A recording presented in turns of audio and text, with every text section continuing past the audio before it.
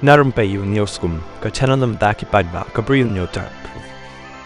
Kementerian State Electricity Regulatory Commission MSERC balayalam do chairman Thymmai Uchandan Kumar Mondal dangshen kalapan Thymmai kabai Bording electric kabapan rate ya kabai Bording jongki industrial high tension HT haba Pynkiew pat ya kabai Bording jongki tliu ying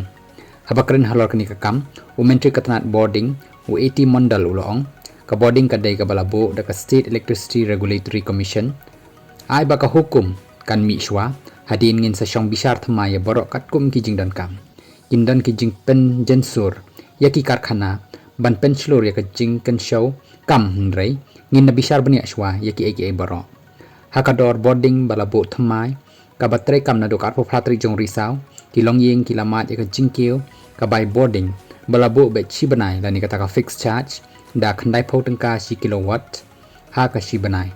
ka bai Bording ya ki long yeng labo hakador ba san point san pho san tengka hakashi kilowatt nakabenta ki shispa unit banning kong bat san point rifu san tengka ya ka shispa unit babot kabai Bording jong snem aja apulai aja apusau hapo chairman barim u Peter W Ingti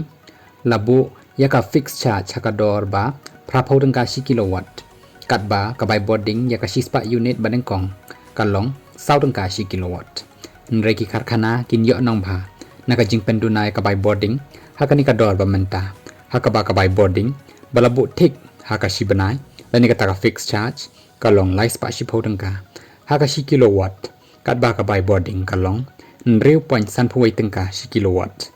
shwakani kabai Bording kalong nyo point prapho tengka si kilowatt house nem aja apolai aja apusau